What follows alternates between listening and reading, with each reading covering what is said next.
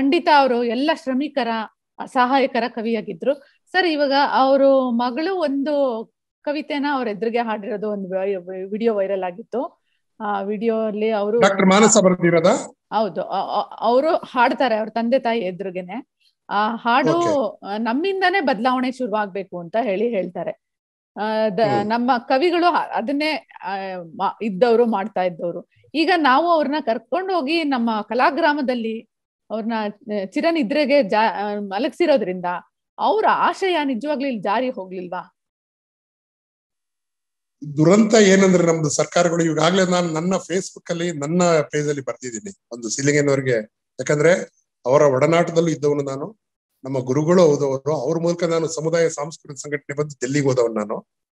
ಅವರ ಎಲ್ಲಾ ಮೊದಲನೇ ಆರಂಭ ಗೀತೆಗಳಿಗೆ ಎಷ್ಟೋ ಹಾಡುಗಳಿಗೆ ನಾನು ಧ್ವನಿಯನ್ನ ರಾಗ ಸಂಯೋಜನೆ ಮಾಡಿ ಹಾಡ್ತಾ ಇದ್ದವ್ ನಾನು. ನನ್ನ ಧ್ವನಿ ಬೇರೆ ಇದ್ದಿದ್ರಿಂದ ನೆಕ್ಸ್ಟ್ ಅಲ್ಲಿ ಏನು ಜನಾರ್ದನ್ ಇದ್ರಲ್ಲ, ಸಮುದಾಯದ ಜನಾರ್ದನ್ ಅವರು, ಕೊನೆಗೆ ಅವರು ಸಿದ್ಲಿಂಗಯ್ಯನವರ ಹಾಡುಗಳನ್ನೇ ಹಾಡ್ತಾ ಈಗಲೂ ಹಾಡ್ತಾರ ಅವರು.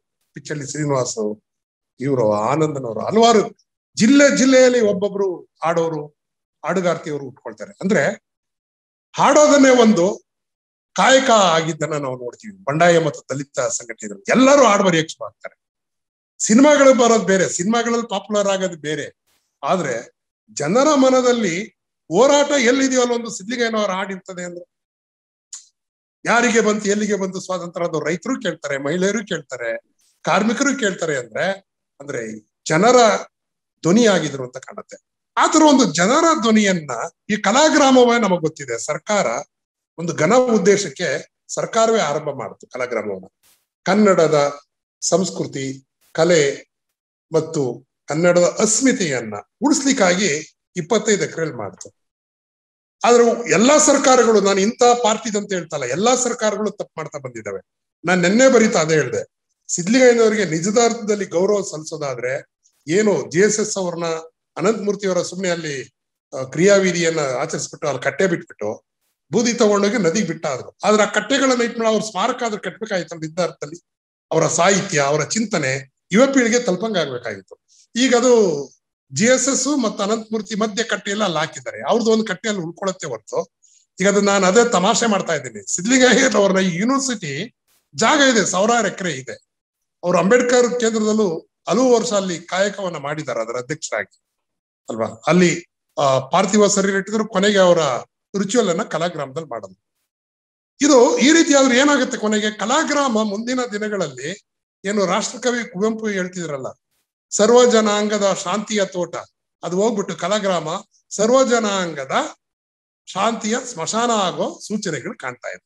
ಅಂದ್ರೆ ಎಲ್ಲಾ ಜಾತಿಯ ತುಂಬಾ VIP ಸಾಹಿತಿಗಳು, ಜನಮಾನಸವನ್ನ ಗೆದ್ದಂತ ಪಾಪ್ಯುಲರ್ ಆಗಿರ್ತಕ್ಕಂಥ ಸಾಹಿತಿ ಕಲಾವಿದರು ಸತ್ತಾಗೆಲ್ಲ ಒಂದೊಂದು ಗೋರಿ ಕಟ್ತಾ ಅಲ್ಲಿ ಕೂತ್ಕೊಂಡ್ರೆ ಕಲಾಗ್ರಾಮ ಎಲ್ಲಿ ಉಳಿತದೆ? ಸೊ ಅದು ರುದ್ರಭೂಮಿಯಾಗಿ ಮಾರ್ಪಾಡಾಗತ್ತೆ.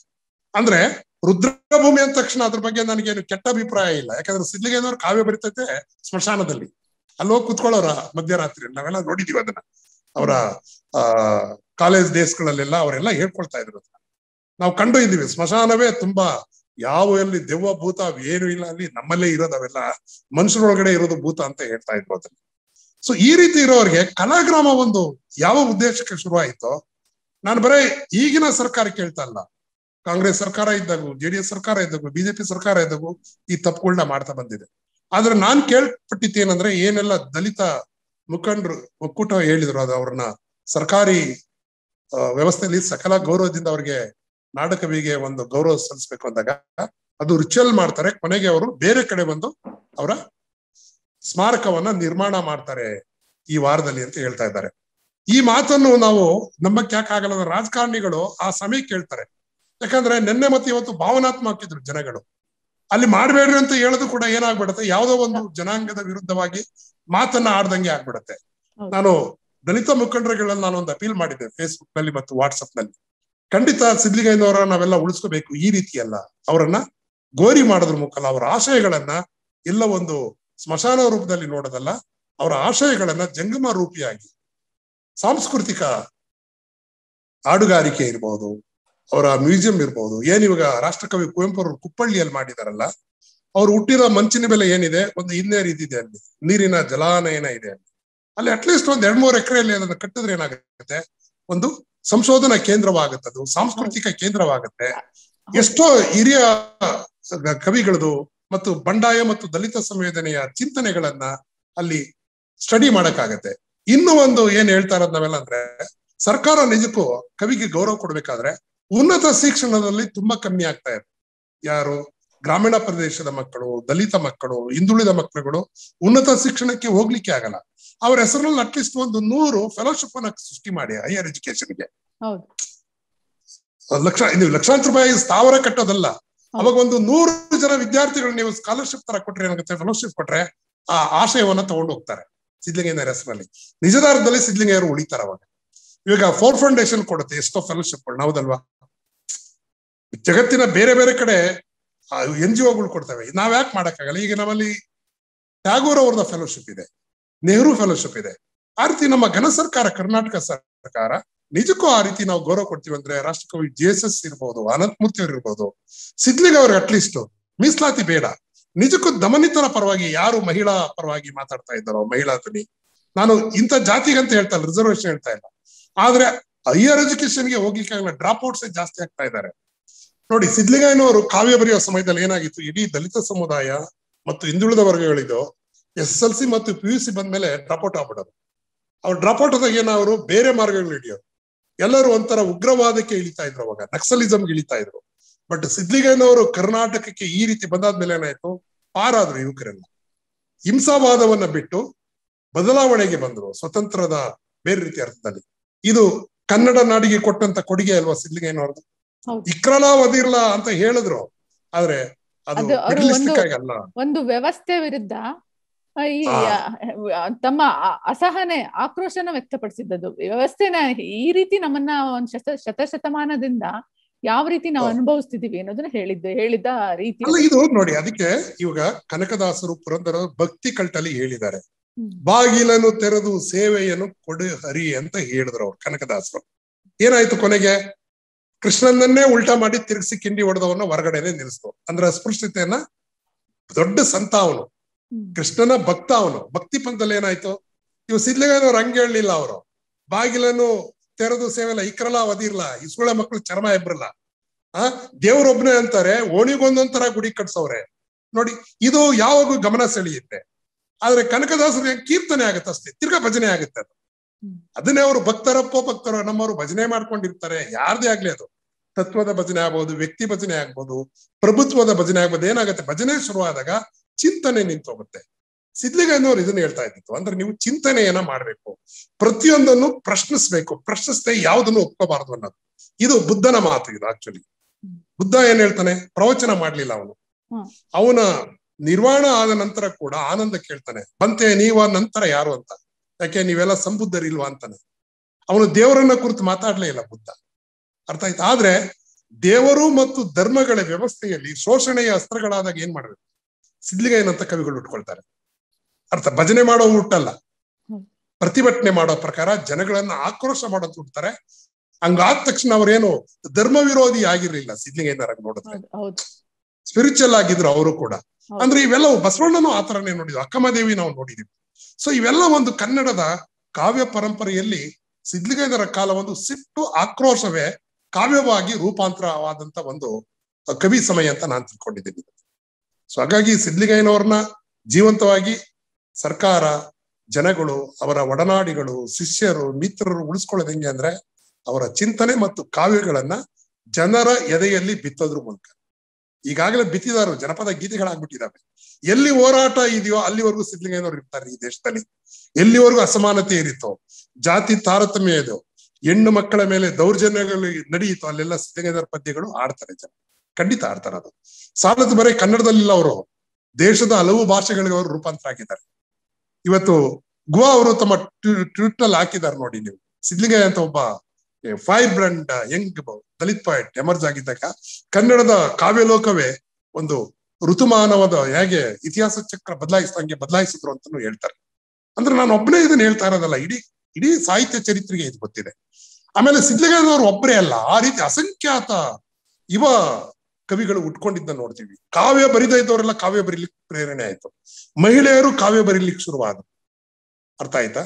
ಆಮೇಲೆ ಅದ್ರ ಜೊತೆ ಆದ್ಮೇಲೆ ಲಂಕೇಶ್ ಪತ್ರಿಕೆ ಅಂತ ಲಂಕೇಶ್ ಪತ್ರಿಕೆ ಕನ್ನಡದಲ್ಲಿ ಬರೆಯೋದನ್ನ ಹುಡುಗ ಹುಡುಗಿಯರನ್ನ ಹುಟ್ಟಾಕ್ತಾರೆ. ಅದನ್ನ ನೋಡಿ, ಅವ್ರ ಪದ ಏನ್ ಹೇಳಿದ್ರು, ಲಂಕೇಶ್ ಪತ್ರಿಕೆ ಜಾಣ ಜಾಣಿಯರಿಗಾಗಿ ಅಂತ ಹೇಳಿದ್ರು. ಇವಾಗ ಯಾರಾದ್ರು ನನ್ನ ಪತ್ರಿಕೆ ದಡ್ಡರಿಗೆ ಪೆದ್ದರಿಗೆ ಅಂತ ಹಾಕ್ತಾರ? ಕನ್ನಡದ ಜಾಣ ಜಾಣಿಯರದ ಏನಾಯ್ತು, ಒಂದು ಪ್ರೌಡ್, ಒಂದು ಐಡೆಂಟಿಟಿ ಕ್ರಿಯೇಟ್ ಇತ್ತಲ್ಲ, ನಾನು ಕನ್ನಡದ ಜಾಣೆ ಅಂತ ಲಂಕೇಶ್ ಹೇಳ್ತಾ ಇದ್ದಾರೆ, ಬರೆಯಕ್ ಶುರುವಾದ. ಸೊ ಈ ತರದ ಒಂದು ಅಸ್ಮಿತೆಯನ್ನ, ಒಂದು ಏನು ಕಾಣಿಕೆ ಅಂತ ಹೇಳ್ತೀವಲ್ಲ, ಒಂದು ದೃಷ್ಟಿಕೋನವನ್ನ ಸಿದ್ಲಿಂಗಯ್ಯನವರು ಕೊಟ್ಟರು. ಆಮೇಲೆ ಕೊನೆಗೆ ದೇವನೂರು ಮಹಾದೇವರು ಕಥಾಲೋಕದ ಮೂಲಕ ಒಂದು ಕಣ್ಮಣಿಯಾದ. ಬಿ ಕೃಷ್ಣಪ್ಪ ಅವರು ದಲಿತ ಸಂಘ ಸಂಸ್ಥೆ ಮೂಲಕ ಒಂದು ಹೋರಾಟದ ಕಿಚ್ಚನ್ನೇ ಉಂಟಾಗ್ತದೆ. ಸೊ ಹಾಗಾಗಿ ಏನಾಯ್ತು, ಧ್ವನಿ ಇಲ್ಲದವರಿಗೆ ಕನ್ನಡದಲ್ಲಿ ಒಂದು ಧ್ವನಿ ಸೃಷ್ಟಿಯಾಯ್ತು, ಕೇಳಕ್ ಶುರುವಾದ್ರು. ಅದು ರಾಜಕೀಯ ಅಧಿಕಾರದಲ್ಲಿ ಇರ್ಬೋದು, ಸಾಮಾಜಿಕ ಇದರಲ್ಲಿ ಇರ್ಬೋದು, ಎಲ್ಲಾದ್ರಲ್ಲೂ ಹಕ್ಕೊತ್ತಾಯದ ಚಳುವಳಿಗಳಿಗೆ ಈ ದಲಿತ ಸಂಘರ್ಷ ಸಮಿತಿ, ರೈತ ಹೋರಾಟ, ಕಾರ್ಮಿಕರ ಹೋರಾಟ, ರೈತರ ಹೋರಾಟದ ಗೀತೆಗಳಾಗಿ ಒಂದು ಸಾಹಿತ್ಯ ಲೋಕದ ದಿಕ್ಕನ್ನೇ ಬದಲಾಯಿಸಿದ ಮಾರ್ಗ ಕವಿ ಅಂತ ಖಂಡಿತ ಸಿದ್ಲಿಂಗಯ್ಯನವ್ರನ್ನ ನಾನು ನಂಬಿದ್ದೇನೆ. ಹಾ ಸರ್. ಸರ್, ಇವಾಗ ನಾವು ಯಾವುದೇ ಕವಿಗಳಾದ್ರೂ ಅವರು ಕನ್ನಡದ ಅಸ್ಮಿತೆಯಾಗಿ ಉಳಿತಾರೆ. ಅವರು ಚಿಂತನೆಗಳು ಇಡೀ ಸಮಾಜವನ್ನ ಉದ್ದೇಶಿಸಿ ಅವ್ರ ವಿಚಾರಗಳನ್ನ ಮಾಡಿರ್ತಾರೆ. ಮುಂದೆನು ಇಂಥದ್ದು ಏನು ಸರ್ಕಾರ ಆ ಚಿಂತನೆಗಳನ್ನ ಉಲ್ಟಾ ಪಲ್ಟಾ ಮಾಡುವಂತ ಡಿಸಿಷನ್ ತಗೊಂಡ್ಬಿಡುತ್ತೆ. ಒಂದು ಆ ಕ್ಷಣದಲ್ಲಿ ಅದು ತುಂಬಾ ಸಂದಿಗ್ಧ ಸಮಯ. ಯಾವ್ದು ಮಾತಾಡಿದ್ರು ತಪ್ಪಾಗುತ್ತೋ ಸರಿ ಆಗುತ್ತೋ ಅನ್ನೋ ಒಂದು ಪ್ರಶ್ನೆ ಇರುತ್ತೆ ಆ ಟೈಮಲ್ಲಿ. ಸರ್ಕಾರ ಇಂಥದನ್ನ ಮಾಡ್ಬಾರ್ದು, ಮಾಡ್ಬೇಕು. ಯಾಕಂದ್ರೆ ಅವ್ರದ್ದು ಯಾವ ವಿಚಾರದಲ್ಲಿ ಯೋಚನೆ ಮಾಡ್ತಾರೋ ಗೊತ್ತಿಲ್ಲ. ಈ ಸಂದರ್ಭದಲ್ಲಿ ಸರ್ಕಾರಗಳು ಹೇಗ್ ವರ್ತಿಸ್ಬೇಕಿತ್ತು ಸರ್? ಈಗ ನಾನು ಇದೊಂದೇ ವಿಚಾರ ಕೇಳ್ತಿಲ್ಲ ರೇಖಾ ಅವ್ರೆ, ಅದು ಯಾವುದೇ ಪ್ರಭುತ್ವ ಆಗ್ಲಿ, ಪ್ರಭುತ್ವ ಏನ್ ಮಾಡ್ತದೆ, ತನ್ನ ವಿರುದ್ಧವಾಗಿರ್ತಕ್ಕಂಥ ಧ್ವನಿಯನ್ನ ಯಾವಾಗೂ ಬೆಟ್ಟುತ್ತೆ. ದಂಡಂ ದಶಗುಣಂ ಮಾಡುತ್ತೆ. ಅದು ಮಿಲಿಟರಿಯನ್ನ ಬಳಸುತ್ತೆ, ಪೊಲೀಸನ್ನ ಬಳಸುತ್ತೆ. ಅದು ಯಾವ ಬಗ್ಗೆದಾಗ ಏನ್ ಮಾಡುತ್ತೆ, ಅಪಾಸನ ಕೊಟ್ಕೊಬಿಡುತ್ತೆ. ಅಧಿಕಾರವನ್ನ ಕೊಡೋದ್ರ ಮೂಲಕ ಅವ್ರನ್ನ ನೆಲಿಫೈ ಮಾಡ್ಬಿಡುತ್ತೆ. ಅಂದ್ರೆ ನಿಶಬ್ದಗೊಳಿಸೋದು ಅಂತ ನಾವ್ ಹೇಳ್ತೀವಿ. ಇದು ಬರೇ ನಮ್ಮ ದೇಶದಲ್ಲ, ಜಗತ್ತಿನಲ್ಲಿ ಎಲ್ಲ ಕಡೆ ನಡೆದಿರೋದೆ. ಆದ್ರೆ ಈ ರೀತಿ ಜನಪರವಾಗಿ ಆಲೋಚನೆ ಮಾಡೋ ಸಾಹಿತಿ ಕಲಾವಿದರುಗಳು ಕೂಡ ಎಚ್ಚರ ಇರ್ಬೇಕಾಗತ್ತೆ. ಆದ್ರೆ ಸಿದ್ಲಿಂಗಯ್ಯನವರು ಕಾವ್ಯವನ್ನ ಯಾವಾಗ ಅವರು MLC ಆದ್ರು ಕೊನೆಗೆ ಅವರು ಬರೆಯೋದನ್ನೇ ನಿಲ್ಸ್ಬಿಟ್ರು. ಆಮೇಲೆ ಹೇಳ್ತಾ ಇದ್ರಲ್ಲ, ಮತ್ತೆ ನಾನ್ ಬರ್ತೀನಿ ಅಂತ. ಆದ್ರೂ ಅವರ ಆಲೋಚನೆಗಳಲ್ಲಿ ಬದಲಾವಣೆ ಆಗಿರ್ಲಿಲ್ಲ. ಪ್ರಜಾಪ್ರಭುತ್ವದಲ್ಲಿ ಈಗ ನೋಡಿ, ಇವಾಗ ನಾವು ಒಪ್ತೀವೋ ಬಿಡ್ತೀವೋ, ಪ್ರಜಾಪ್ರಭುತ್ವದಲ್ಲಿ ಇನ್ನೊಂದು ಪಕ್ಷ ಬಂದಿದೆ. ಈಗ ಮೋದಿ ಅವರು ಮೆಜಾರಿಟಿ ಇರೋದ್ರಿಂದ ನಾವು ಅವರು ಒಪ್ಕೊಳ್ದೇ ಇರ್ಬೋದು ಎಷ್ಟೋ ಯುವಕರು. ಆದ್ರೆ ನಮ್ಮ ದೇಶದ ಪ್ರಧಾನಿ ಅಂತ ನಾವು ಗೌರವ ಕೊಡ್ತೀವಿ. ಕಾನ್ಸ್ಟಿಟ್ಯೂಷನಲ್ ರೈಟ್ಸ್ ಅದು, ಅರ್ಥ ಆಯ್ತಾ? ಮೆಜಾರಿಟಿಯನ್ನ ಗೌರವ ಅದು. ಸೋತ ತಕ್ಷಣ ಹಂಗಂದ ತಕ್ಷಣನೇ ಗೆದ್ದವರು ನಾವು ಗೆದ್ದಿದ್ದೀರಿ ಅಂದ ತಕ್ಷಣನೇ ನೀನ್ ನನಗೆ ಓಟ್ ಹಾಕಿಲ್ಲ, ನೀನು ನನ್ನವಲ್ಲ ಅಂದ್ಬಿಟ್ಟು ಅವ್ರನ್ನ ನೀವು ಅವ್ರಿಗೆ ದೇಶದ್ರೋಹದ ಪಟ್ಟವನ್ನು ಕಟ್ಟೋದಲ್ಲ. ಆದ್ರೆ ಈಗ ಆಗ್ತಾ ಇರೋದು ದೇಶದಲ್ಲಿದ್ದೇನೆ. ಯಾರು ತಮ್ಮ ಸರ್ಕಾರಗಳನ್ನ, ನಾಯಕರನ್ನ ಹೊಗಳಿ ಅಟ್ಟಕ್ಕೇರಿಸ್ತಾರೋ ಅವ್ರನ್ನ ಮಿತ್ರರು ಅನ್ನೋದು, ಅವರನ್ನ ಕ್ರಿಟಿಕಲ್ ಆಗಿ ವಿಮರ್ಶಾತ್ಮಕವಾಗಿ ನೋಡ್ತಾರನ್ನ ಅವರ ಶತ್ರುಗಳಾಗಿ, ದೇಶದ್ರೋಹಗಳಾಗಿ ಚಿತ್ರಿಸೋದು ನಡೀತಾ ಇದೆ ಈ ದೇಶದಲ್ಲಿ. ದುರಂತನು ಸಿದ್ಲಿಂಗಯ್ಯನವ್ರದ್ದು ಅಲ್ಲೇ ಆಗಿರೋದು. ಯಾವ ವ್ಯವಸ್ಥೆ ವಿರುದ್ಧ ಅವ್ರಿದ್ರು, ಆ ವ್ಯವಸ್ಥೆಯೇ ಅವರನ್ನ ಈಗ ಗುಡಿಸಲಲ್ಲಿ ಹುಟ್ಟಿದ ಅವರ ಕವಿತೆಗೆ ಅರಮನೆಯಲ್ಲಿ ಸಾಯ್ತು. ಈಗ ನೋಡಿದ್ರೆ, ಈ ರುಚಿಯಲ್ಲಿ ನೋಡಿದ್ರೆ ಅವರ ಕವಿತೆಯಲ್ಲಿ ಗುಡಿಸಿನಲ್ಲಿ ಹುಟ್ಟಿದ ನಕ್ಷತ್ರನ ಕಾವ್ಯ ಅಂತ ಹೇಳಿದ್ರು, ಆ ಕಾವ್ಯ ಈಗ ಅರಮನೆಯಲ್ಲಿ ಅದು ಸಮಾಧಿ, ಅದು ರೂಪಕವಾಗಿ ಆಗಿದೆ. ಇದು ಮುಂದಿನ ಪೀಳಿಗೆಗೆ ಎಚ್ಚರವೂ ಆಗುತ್ತೆ. ಇವಾಗ ನಿಮಗೆ ಗೊತ್ತಿರಬಹುದು, ಜರ್ಮನಿಯಲ್ಲಿ ಫ್ಯಾಸಿಸಂ ಎಮರ್ಜ್ ಆದಾಗ ಹಿಟ್ಲರ್ ಎಲ್ಲ ತನ್ನ ವಿರೋಧಿಗಳನ್ನ ಸಾಹಿತ್ಯವನ್ನ ಸುಡಿಸ್ಲಿಕ್ಕೆ ಶುರು ಆಗ್ತಾನೆ. ಮಿಲಿಯನ್ಗಟ್ಟಲೆ ಪುಸ್ತಕಗಳು ಸುಡ್ಲಿಕ್ಕೆ ಶುರು ಆಗ್ತಾರೆ. ಆಮೇಲೆ ಸುಟ್ಟಾಗೆಲ್ಲ ಏನಾಗುತ್ತೆ, ಹಲವಾರು ಸಾಹಿತ್ಯ ಕಲಾವಿದರು ದೇಶಾಂತರ ಹೋಗ್ತಾರೆ, ಅಮೆರಿಕ ಓಡೋಗ್ತಾರೆ, ಬೇರೆ ಬೇರೆ ದೇಶಕ್ಕೆ ಓಡೋಗ್ತಾರೆ. ಆದ್ರೆ ನಾಜಿಸಂನ, ಹಿಟ್ಲರ್ನ ನಂಬ್ತಾ ಇರ್ತಕ್ಕಂಥ ಒಬ್ಬ ಕವಿಯೇ ಅವನ್ನ ಸುಡಲ್ಲ. ಅವನ ಅವಾಗ ಓಡ್ ಬರ್ತಾನೆ ಬೀದಿಗೆ. ಅದ್ ಏನಾಗ್ಬಿಡ್ತಂದ್ರೆ, ಯಾರು ಸುಡ್ತಾರೋ ಅವರೆಲ್ಲ ದಿನೇ ಜನಕವಿಗಳಾಗ್ಬಿಡ್ತಾರೋ. ಯಾರು ಕಾವ್ಯಗಳನ್ನ, ಅವ್ರ ಪುಸ್ತಕಗಳು ಸುಡ್ತಾರೋ ಅವರು ದಿಢೀರ್ನೆ ಜನಪರವಾಗಿ ಉಟ್ಕೊಂಡ್ಬಿಡ್ತಾರೆ. ಬಟ್ ಇವನು ವ್ಯವಸ್ಥೆ ಪರವಾಗಿದ್ದಂತ ಒಬ್ಬ ಕವಿ ಕೂಡ, ಸಾಹಿತಿ ಬೀದಿ ಬಂದ್ ಕೂಗ್ತಾನೆ, ಅಯ್ಯೋ ನನ್ನನ್ನು ಸುಡ್ರಿ, ನನ್ ಪುಸ್ತಕನೂ ಸುಡಿ, ನಾನು ಕೂಡ ವ್ಯವಸ್ಥೆ ವಿರುದ್ಧ ಬೈದಿದ್ದೀನಿ ಅಂತ ಹೇಳಿಸ್ತೈತಿ. ಅದು ನಗಂಗಾಗತ್ತೆ. ಬ್ರೆಕ್ಟ್ನ ಸುಟ್ಟಾಕ್ತಾರ ಅವನ್ನೆಲ್ಲ ಕಾವ್ಯ ಸಾಹಿತ್ಯವನ್ನ. ಆದ್ರೆ ಹಿಟ್ಲರ್ ಪರವಾಗಿರೋನು ಕೂಡ ವಿಧಿಯಲ್ಲಿ ಅವನು ಕೂಡ ನನ್ನನ್ನು ಸುಡಿ ಅಂತ ಹೇಳೋ ಸ್ಥಿತಿ ಬರುತ್ತೆ. ಆ ತರ ಸ್ಥಿತಿ ಭಾರತದಲ್ಲೂ ಆಗಿದೆ. ಅಂದ್ರೆ ಜನಪರ ಅಂತ ನಾವ್ ಹೇಳ್ಕೊಳ್ಳೋರು ಕೂಡ ಒಂದು ಛದ್ಮವೇಷದಲ್ಲೂ ಇರ್ತಾರೆ. ನಮ್ಮಲ್ಲಿ ಇರೋದು ಅದನ್ನೇ. ನಮ್ಮಲ್ಲಿ ಇರ್ತಕ್ಕಂಥ ಈ ಜಾತಿ ತಾರತಮ್ಯ ಇದೆಯಲ್ಲ, ನಾವೆಲ್ಲ ಒಂದು ಅಂತ ಹೇಳ್ತೀವಿ. ನೋಡಿ ಏನ್ ಹೇಳ್ತಾ ಇರೋದು, ನಾವೆಲ್ಲ ಹಿಂದೂ ಒಂದು ಅಂತೀವಿ. ಆದ್ರೆ ಒಂದಾಗಿದೇವಾ? ಸಾಮೂಹಿಕ ಭೋಜನ ಇದೆಯಾ? ಸಂಸಾರಗಳು ಒಂದಾಗ್ತಾ ಇದಾವ? ತಿರ್ಗಾ ಆಯಾ ಜಾತಿಯಲ್ಲೇ ಮದುವೆಗಳಾಗ್ತವೆ, ಆಯಾ ರಿಲೇಷನ್ ಅಲ್ಲೇ ಡೆವಲಪ್ ಆಗ್ತದೆ, ಆಯಾ ಜಾತಿಯ ನಾಯಕರುಗಳೇ ಉಟ್ಕೊಳ್ತಾರೆ. ಹೌದಲ್ವಾ? ಸಿದ್ಧಲಿಂಗಯ್ಯ ಯಾವ ಜಾತಿಯ ನಾಯಕರಾಗಿದ್ರು ರಾಜಕೀಯದಲ್ಲಿ? ಇಡೀ ಕರ್ನಾಟಕದ ದಮನಿತರ ಶೋಷಿತರ ಮಹಿಳೆಯರ ಪರ ಇದ್ರು. ಆದ್ರೆ ನಾವೇನ್ ಮಾಡಿದ್ವು, ಅವ್ರನ್ನ ಯಾವ್ದೋ ಒಂದು ಜನಾಂಗದ ಲೇಬಲ್ ಅನ್ನೇ ಎಂಟ್ರಿಸ್ಲಿಕ್ಕೆ ಶುರುವಾದ, ದಲಿತ ಕವಿ, ದಮನಿತರ ಕವಿ. ಅದು ಅಂದ್ರೆ ಆ ವ್ಯಕ್ತಿಯನ್ನ ವಿಶಾಲವಾಗಿರೋನ ಕುಬ್ಜಗೊಳಿಸ ವ್ಯವಸ್ಥೆಯು ಸಿಸ್ಟಮ್ ಮಾಡುತ್ತೆ ಮತ್ತು ರಾಜಕಾರಣವೂ ಮಾಡುತ್ತೆ. ಇದನ್ನೇ ನಾವು ಸಾಂಸ್ಕೃತಿಕ ರಾಜಕಾರಣ ಅಂತ ಕರೆಯೋದು. ಈ ಸಾಂಸ್ಕೃತಿಕ ರಾಜಕಾರಣಕ್ಕೆ ಸಿದ್ಧಲಿಂಗಯ್ಯನಂತವರು ಬಲಿಯಾಗ್ತಾರೆ. ವ್ಯವಸ್ಥೆ ತನಗೆ ಪೂರಕವಾಗಿ ರೂಪಿಸ್ಕೊಳತ್ತೆ. ಒಂದು ವೋಟ್ ಬ್ಯಾಂಕ್ ತಂತ್ರವಾಗೂ ಕೂಡ ಮಾಡುವ ಸ್ಥಿತಿ ಇರ್ತದೆ. ಬಟ್ ಪ್ರಜ್ಞಾವಂತರು, ಎಚ್ಚರವಾಗಿರ್ತಕ್ಕಂಥ ಅವರ ಶಿಷ್ಯ ವರ್ಗ, ಒಡನಾಡಿಗಳು ಇದನ್ನ ಯುವ ಜನತೆಗೆ ಅರ್ಥೈಸ್ಬೇಕಾಗತ್ತೆ. ಇಲ್ಲಾಂದ್ರೆ ಮುಂದಿನ ದಿನ ಸಿದ್ಧಲಿಂಗಯ್ಯನವರ ಭಜನೆನೂ ಶುರುವಾಗೋ ಸಾಧ್ಯತೆ ಇರ್ತದೆ. ಅವ್ರ ಹಾಡುಗಳೇನೆ ತಿರ್ಚ್ಬಿಟ್ರೆ ಏನ್ ಮಾಡ್ತೀರಿ ನೀವು? ಈಗ ಕುವೆಂಪುರವರು ವೈಚಾರಿಕ ಕವಿ ಅಂತ ಕರಿತೀವಿ, ಅವ್ರನ್ನ ಕಾಡಿನ ಕವಿ ಅಂದ್ರೆ ಸರಿ. ಅವ್ರ ರಸ ಋಷಿ ಅಂದ್ರೆ ಮುಗ್ದೋದ್ರಲ್ಲ. ಋಷಿ ಅಂದ ತಕ್ಷಣ ಋಷಿ ಪ್ರಶ್ನೆ ಮಾಡಂಗಿಲ್ಲ, ಧ್ಯಾನ ಮಾಡ್ಕೊಂಡು ಓದ್ಕೊಂಡು ಭಜನೆ ಮಾಡ್ಕೊಂಡು ಕೂತ್ಕೋಬೇಕು. ಅಂದ್ರೆ ಅವ್ರಿಗೆ ಏನ್ ಮಾಡ್ಬೇಕಂಗಾರೆ, 100 ದೇವರುಗಳ ನೂಕಾಚೆ ದೂರ ಮನುಜ ಬದಕ್ಕೆ ನೀವಾದೀರ ಅನ್ನೋದು ಎಕ್ಕೊಟ್ಟು ಹೋಗುತ್ತಲ್ಲ. ಸೊ ವ್ಯವಸ್ಥೆ ಯಾವಾಗ ಏನ್ ಮಾಡುತ್ತೆ, ಅವ್ರು ಹೇಳಿರೋ ವಿಷಯಗಳನ್ನ ಬಿಟ್ಬಿಟ್ಟು ಅವ್ರನ್ನೇ ವೈಭವೀಕರಣ ಮಾಡ್ಬಿಡುತ್ತೆ.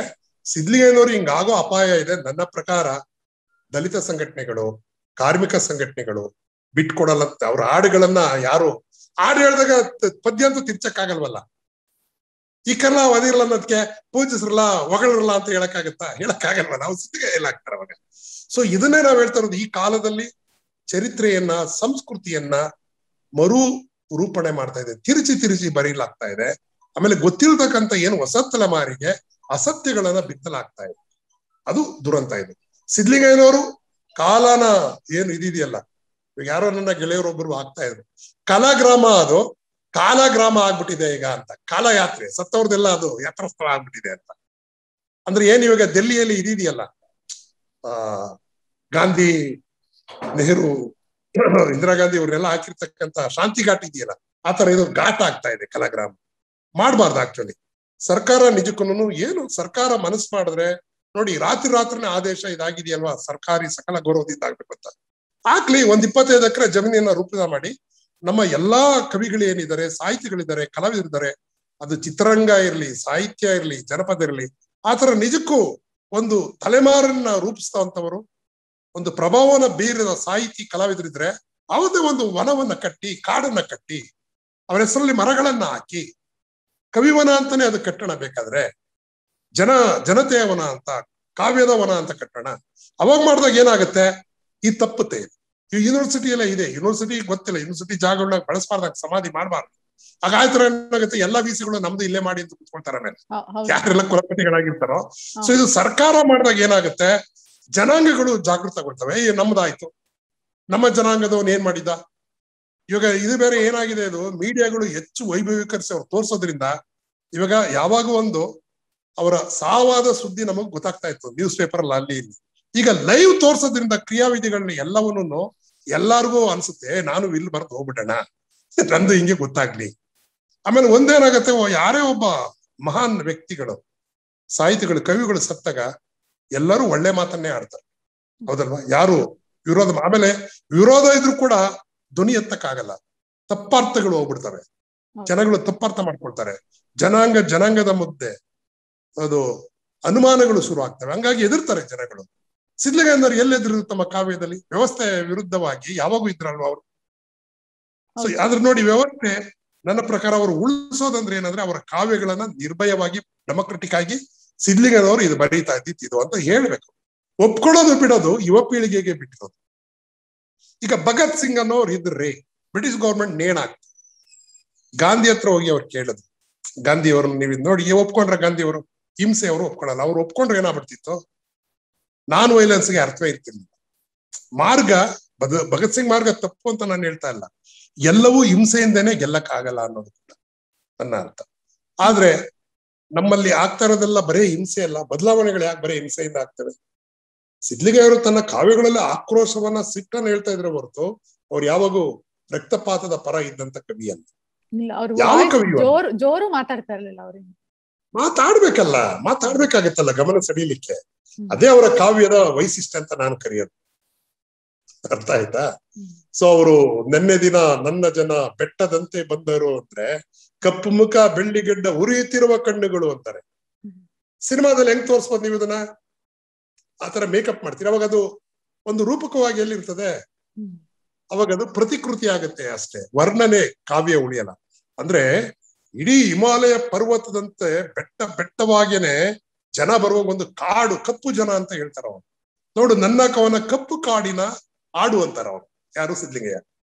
ಬರೇ ಜನರದಲ್ಲಾಗೆ ಕಪ್ಪು, ಎಲ್ಲಿ ಕಪ್ಪು ಜನತಾ ಇದ್ದಾರೋ, ತುಳಿತಕ್ಕೊಳಗಾಗಿದ್ದಾರೋ ಅವರೆಲ್ಲ ಕತ್ತಲ್ಲಿ ಇರೋ. ಕಪ್ಪು ಕಾಡು ಅಂದ್ರೆ ಕತ್ತಲಲ್ಲಿ ಇರೋರು ಬೆಳಕಿಗೆ ಬರ್ಬೇಕು ಅನ್ನೋದು ಆಶಯ.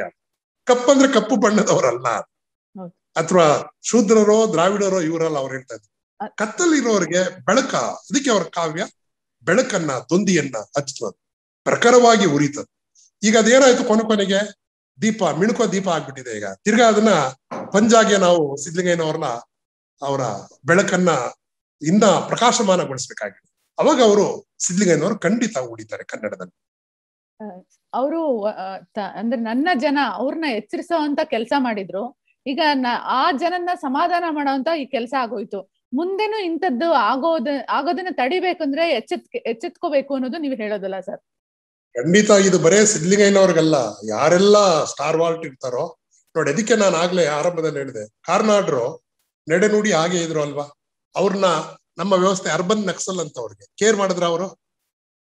ನೋಡಿ, ಯಾವ್ದೋ ಒಂದು ಅಪಾರ್ಟ್ಮೆಂಟ್ ಅಲ್ಲಿ ಇದ್ರು ಅವರು, JP ನಗರದಲ್ಲಿ ಇದ್ದವರು. ನೋಡಿದೀನಿ ಅವ್ರ ಮನೆ. ಮೆಟ್ರೋ ಬಂದ್ಮೇಲೆ ಏನಾಯ್ತು, ಅವ್ರ ಮನೆ ಮೂಲೆ ಗುಂಪಾಗೋಯ್ತು. ಕೊನೆಗೆ ಒಂದು ಅಪಾರ್ಟ್ಮೆಂಟ್ ಅಲ್ಲಿ ಇದ್ರು. ಕೊನೆಗೆ ಅವ್ರ ಮನೆಯವರು ಎಷ್ಟು ಸಜ್ಜನಿಕೆಯಿಂದ ನಡ್ಕೊಂಡ್ರು, ಹೌದಲ್ವಾ? ಈವನ್ ಅವಾಗ ಕುಮಾರಸ್ವಾಮಿಗಳು, HD ಕುಮಾರಸ್ವಾಮಿ ಅವರು CM ಆಗಿದ್ರು, ಕರ್ನಾಟಕರು. ನಾನು ಕಲಾಗ್ರಾಮದ NST ಇಂದನೇ ಅವರ ನುಡಿ ನಮನಗಳು ಮಾಡಿದಾಗ ಎಲ್ಲಾರನ್ನೂ ಕರೆಸಿದ್ದೆ ನಾನು. ಅವ್ರದೇ ಒಂದು ನಾಟಕೋತ್ಸವ ಕೂಡ ಕರ್ನಾಟಕ. ಆದ್ರೆ ಅವರು ಅಂತ್ಯಕ್ರಿಯೆ ಹೇಗಾಯ್ತು, ಯಾವುದೇ ಸರ್ಕಾರಿ ಗೌರವಗಳು ಬೇಡ, ಸಾಮಾನ್ಯವಾಗಿ ಇದು ನಮ್ಮ ಪರ್ಸನಲ್ ಅಫೈರ್ ಅಂತಾನೆ ಫ್ಯಾಮಿಲಿಗೆ ಹೇಳೋಗಿದ್ರು, ಮಗನಿಗೆ ಮತ್ತು ಮಡಿದಿಗೆ ಹೇಳೋಗಿದ್ರು ಅವರು. ಅವರ ಮನೆಯವರು ಅದೇ ರೀತಿ ನಡ್ಕೊಂಡ್ರು. ಯಾರು ಅವರು ಕುಟುಂಬದವ್ರು ಬಂದ್ರು, ಹೋಗ್ಬೇಕಾದ್ರು ಸಾರ್ವಜನಿಕರು ಹೋದ್ರು, ಅಲ್ಲಿ ಚಿದಾಗಾರಕ್ಕೆ ಹೋದ್ರು, ನೋಡ್ರು, ಅಂತಿಮ ದರ್ಶನ ಪಡ್ಕೊಂಡ್ರು, ಮುಗ್ದೋಯ್ತು.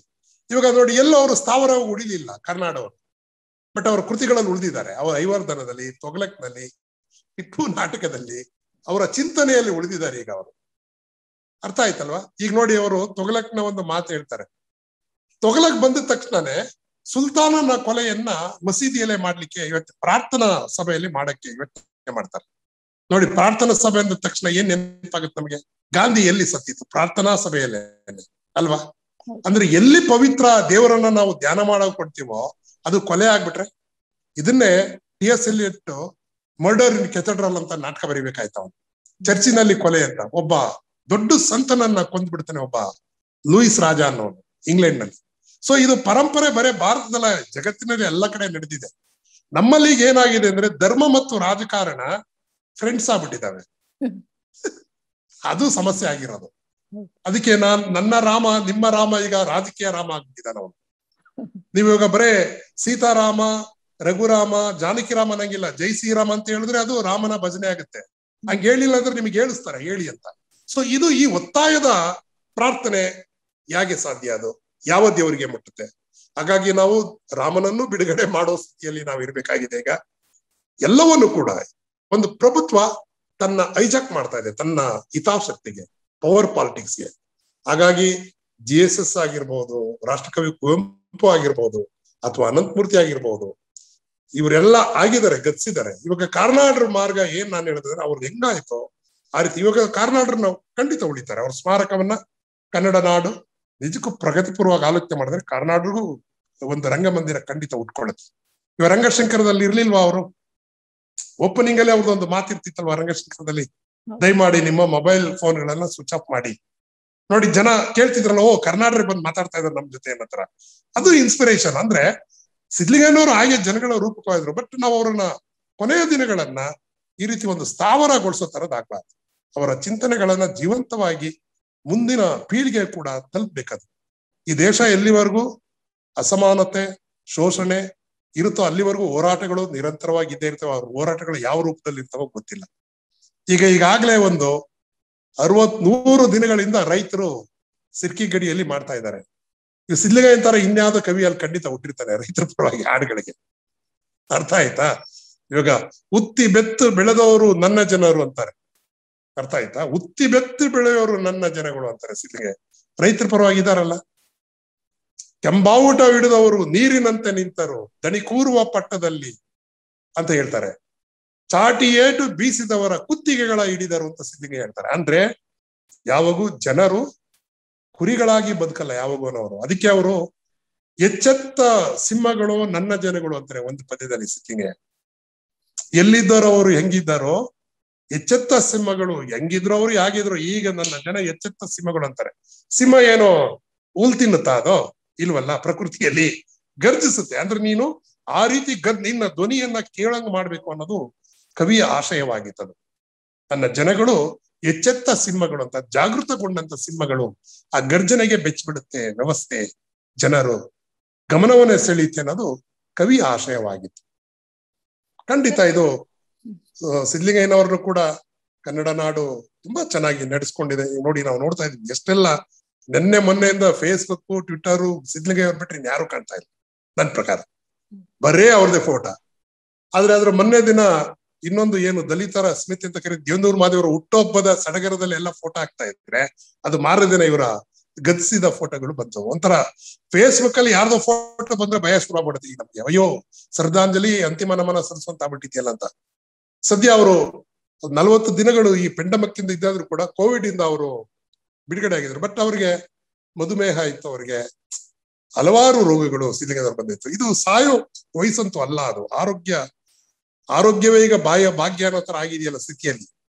ಎಲ್ಲ ಕವಿಗಳು ಸಾಮಾನ್ಯರು ಈಗ ಬದುಕೋದೇ ಕಷ್ಟ ಆಗಿದೆ. ಆಮೇಲೆ ಈ ರೋಗವು ರಾಜಕಾರಣ ಆಗ್ಬಿಟ್ಟಾಗ ಏನ್ ಮಾಡೋಣ ನಾವು? ಈಗ ಹೇಳ್ತಾ ಇದೆ, ಈಗ ಯಾವ್ದೋ ಚೈನಾದಿಂದ ಸೃಷ್ಟಿ ಆಯ್ತಂತ ಆ ಚೈನಾಗ ಹಣ ಕೊಟ್ಟವ್ರೆ ಅಮೆರಿಕದವ್ರು ಅಂತ ಹೇಳ್ತಾ ಇದ್ದಾರೆ. ಯಾರನ್ನ ನಂಬೋಣ ರೇಖಾ ಅವ್ರೆ? ಅಂದ್ರೆ ಈಗ ಭಯೋವಾರು ನಡೀತಾ ಇದೆ. ಅಂದ್ರೆ ಏನಂದ್ರೆ ಜಾಗತೀಕರಣದ ದೊಡ್ಡ ಇದೇನಂದ್ರೆ ಬಂಡವಾಳ ಹಾಕಿದವರು ದುಡ್ಡು ಮಾಡೋದು. ನಾನು ಯಾವಾಗೂ ಹೇಳ್ತಾ ಇರ್ತೀನಿ ನನ್ನ ವಿದ್ಯಾರ್ಥಿಗಳಿಗೆ ನಾಟಕದ ರಿಹರ್ಸಲ್ ಟೈಮ್ ನಲ್ಲಿ.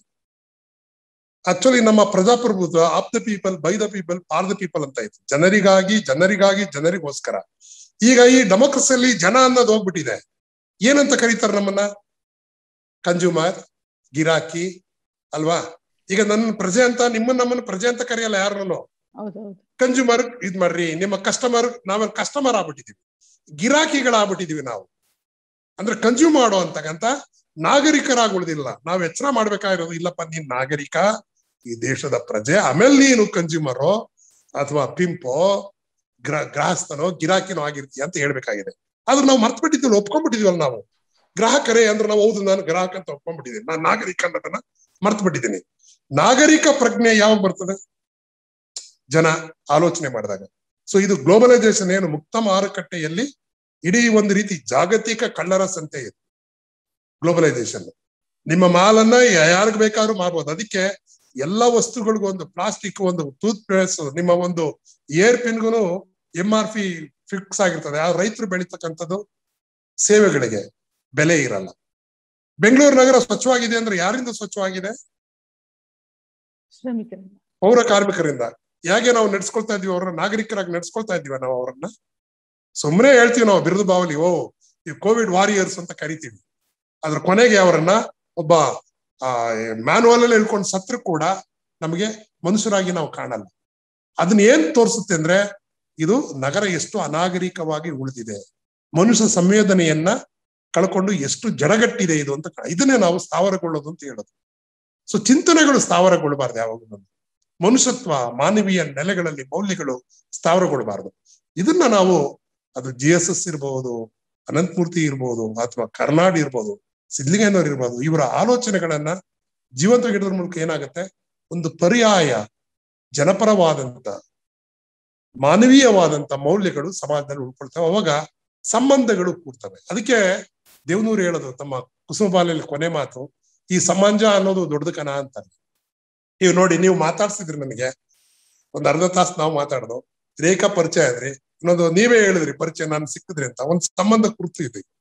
ಸಂಬಂಧ ಅಂದ್ರೆ ಏನು? ಬರೇ ಪ್ರೇಮ, ಕಾಮ, ಇವ ಅಷ್ಟೇ, ಕುಟುಂಬನೇ ಆಗ್ಬಿಡ್ತದ. ಮನುಷ್ಯ ಸಂಬಂಧ, ಒಂದು ಪರಿಚಯ, ಒಂದು ಸಂಬಂಧವೇ ತಾನೆ. ನನಗೆ ಆ ರೀತಿ ಸಂಬಂಧಗಳು ನನ್ನ ಪ್ರೇಕ್ಷಕರಿಂದ ಆಗುತ್ತೆ. ಸಾವಿರಾರು ಜನ ಪ್ರೇಕ್ಷಕರು ಕಲಾಗ್ರಾಮಕ್ಕೆ ಮಲೆಗಳಲ್ಲಿ ನೋಡೋದ್ರ ಮೂಲಕ ಇಡೀ ಜಗತ್ತಿಗೆ ಗೊತ್ತು ಮಾಡಿದ್ರು. ಕಲಾಗ್ರಾಮ ಅನ್ನೋದೊಂದಲ್ಲಿ ಇದೆ, ಮಲ್ಲತ್ತಲ್ಲಿ ಜನಕ್ಕೆ ಗೊತ್ತಿರ್ಲಿಲ್ಲ. ಕುವೆಂಪು, ರಾಷ್ಟ್ರಕವಿ ಕುವೆಂಪು ಮಲಯಾಳಗಳಲ್ಲಿ ಮದುವೆ ಆಹೋರಾತ್ರಿ ಸಾವಿರಾರು ಜನ, 1.5 ಲಕ್ಷ ಜನ ಅದು ನಾಟಕ ನೋಡಿ ಕಲಾಗ್ರಾಮವನ್ನ ಪಾಪ್ಯುಲರ್ ಮಾಡಿದ್ರೆ, ಆ ಜಾಗವನ್ನ ಸ್ಮಶಾನ ಮಾಡೋ ಕೊಟ್ಟಿರೋದು ಕೂಡ ತಪ್ಪಲ್ವಾ? ಸರ್ಕಾರನೇ ಹುಟ್ಟಾಕಿರೋ ಒಂದು ಕಲಾಗ್ರಾಮವನ್ನ ಸ್ಮಶಾನಗಾರವನ್ನ ಮಾಡಬಾರ್ದು. ಎಲ್ಲ ಏನು ನಾಡಿನ ಚೇತನಗಳಿದ್ದಾವೆ, ಹಿರಿಯ ಚೇತನಗಳು ಕನ್ನಡದ ಸಂಸ್ಕೃತಿಗೆ, ಅಸ್ಮಿತೆಗೆ ಕೊಡುಗೆ ಕೊಟ್ಟಿದ್ದಾರೆ, ಅವ್ರನ್ನ ಖಂಡಿತ ನಾವು ಉಳಿಸ್ಕೋಬೇಕು. ಉಳಿಸ್ಕೊಳ್ಳೋ ಮಾರ್ಗಗಳು ಬೇರೆ ಅಂತ ನಾನು ಹೇಳೋದು. ಅದೇ ನಾನು ಆಗ್ಲೇ ಹೇಳಿದ್ನಲ್ಲ, ಸಿದ್ಲಿಂಗ ಅವರ ಹೆಸರಿನಲ್ಲಿ 100 ಫೆಲೋಶಿಪ್ಗಳನ್ನ ಕೊಡಿ ಉನ್ನತ ಶಿಕ್ಷಣಕ್ಕೆ. ಬಡ ಮಕ್ಕಳು, ಗ್ರಾಮೀಣ ಪ್ರದೇಶದ ಮಕ್ಕಳು ಖಂಡಿತ ಹೋಗ್ತಾರೆ, ಅವರು ಓದ್ಲಿಕ್ಕೆ ಶುರು ಆಗ್ತಾರೆ. ಓದೋದೇ ಈಗ ಕಾಸ್ಟ್ಲಿ ಆಗ್ಕೊತಿಲ್ವಾ? ಶಿಕ್ಷಣವು ಏನಾಗಿದೆ, ಉಳ್ಳವರ ಸ್ವತ್ತಾಗಿದೆ. ಈಗ ಕೊರೋನಾ ಬಂದ್ಮೇಲಂತೂ ಗೊತ್ತಾಗಿದೆ ನಿಮ್ಗೆ, ಎಲ್ಲರೂ ಆನ್ಲೈನ್ ಅಂತಾರೆ. ಎಲ್ಲಾದ್ರೂ ಆಂಡ್ರಾಯ್ಡ್ ಫೋನ್ ಎಲ್ಲ ಹತ್ರ ಇರುತ್ತೆ ಮಕ್ಕಳ ಹತ್ರ. ನೋಡಿ, ಈಗ ಮಕ್ಕಳ ನ್ಯಾಚುರಲ್ ಆದಂತ ಬೆಳವಣಿಗೆ ಈಗ ಕುಂಠಿತ ಆಗೋಯ್ತು. ಈಗ ನಾವು ನೋಡ್ತಕ್ಕಂತ ಸೆಲ್ಫೋನ್ ಅಲ್ಲಿ ಏನು ಒಂದೇ ಇರ್ತದ ಆಪ್ಗಳು, ಸಾವಿರಾರು ಇದಾವೆ, ಏನೇನೋ ಇದಾವೆ. ನಿಮ್ಮನ್ನ ಏನು ಕೃಷ್ಣ ಬಾಯಿ ತೆಗೆದ್ರೆ ಬ್ರಹ್ಮಾಂಡವೇ ಕಾಣ್ತಿತ್ತಲ್ಲ ಬಾಯಿನಲ್ಲಿ, ಆ ರೀತಿ ನಮ್ಮ ಅಂಗೈನಲ್ಲಿ ಕೂತಿದೆ ಬಂದು ಕೂತ್ಕೊಂಡು. ಆಮೇಲೆ ಇದು ಮಾಹಿತಿ ತಂತ್ರಜ್ಞಾನ, ನಾಲೆಡ್ಜ್ ಅಂತ ತಿಳ್ಕೊಂಡ್ಬಿಟ್ಟಿದ್ವಿ. ಅದು ಸುಳ್ಳೆ. ಮಾಹಿತಿ ಕೊಡುತ್ತಷ್ಟೇ, ಅದು ನಾಲೆಡ್ಜ್ ಅಲ್ಲ, ಅರಿವಲ್ಲ. ಬಟ್ ಸಿದ್ಲಿಂಗಯ್ಯನ ಕಾವ್ಯಗಳು ಮಾಹಿತಿಯನ್ನ ಕೊಡ್ತಾ ಇರಲಿಲ್ಲ. ಹಸುವಿನ ಬಗ್ಗೆ, ದಲಿತರ ಬಗ್ಗೆ ಮಾಹಿತಿ ಕೊಡ್ತಾ, ಜ್ಞಾನವನ್ನ, ಅರಿವನ್ನ ಹೆಚ್ಚಿಸ್ತಾ ಇದ್ದು, ಎಚ್ಚರವನ್ನಗೊಳಿಸ್ತಾ ಇದ್ದು. ಈ ಎಚ್ಚರಿಕೆ ಇಟ್ಟಾಗ ಏನಾಗತ್ತೆ, ಆರೋಗ್ಯವಂತ ಸಮಾಜ ನಿಜದ ಅರ್ಥದಲ್ಲಿ ಜಾತ್ಯತೀತವಾದ, ಸಮಾಜವಾದಿಯಾದ, ಪ್ರಜಾಪ್ರಭುತ್ವಾತ್ಮಕವಾದ ಸಮಾಜವಾಗಿ ನಿರೂಪಗೊಳ್ತದೆ. ಪ್ರಜಾಪ್ರಭುತ್ವ ಅಂದ್ರೆ ಪ್ರಜೆಗಳೇ ಪ್ರಭುಗಳು. ಈ ಪ್ರಭುಗಳನ್ನ ನಾವೀಗ ಕನ್ಸ್ಯೂಮರ್ ಮಾಡ್ಬಿಟ್ಟಿದೀವಿ, ಗಿರಾಕಿಗಳು ಮಾಡಿದೀವಿ.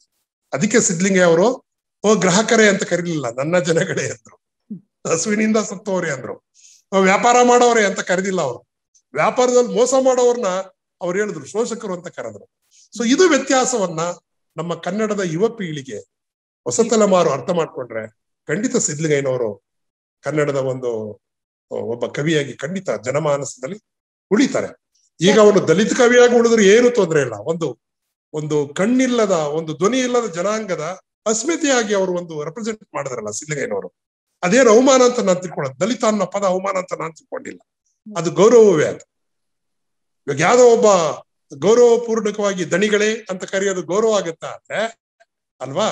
ಇದು ದಲಿತ ಅನ್ನೋದು ಕೂಡ ಗೌರವವೇ, ಮಹಿಳೆ ಅನ್ನೋದು ಗೌರವವೇ. ನಾನು ಹೇಳೋದು ಇದನ್ನ ಸಿದ್ಲಿಂಗಯ್ಯ ಅವರು ಬಿತ್ತಿತ್ತು. ಕೊನೆಗೆ ನನ್ನನ್ನೆಲ್ಲ ಸೀಮಿತಗೊಳಿಸ್ತಾ ಇದ್ದಾರೆ ಒಂದೇ ಜನಾಂಗಕ್ಕೆ ಅಂತ ಹೇಳಿದಾಗ ಅವರು ನಾನು ಕನ್ನಡದ ಕವಿ ಇಲ್ಲ ಅಂತ ಹೇಳಿರೋದು ಕೂಡ ಸತ್ಯ ಇದೆ. ಅದು ಯಾಕೆ ಕೇಳಬಾರ್ದು ಅದನ್ನ?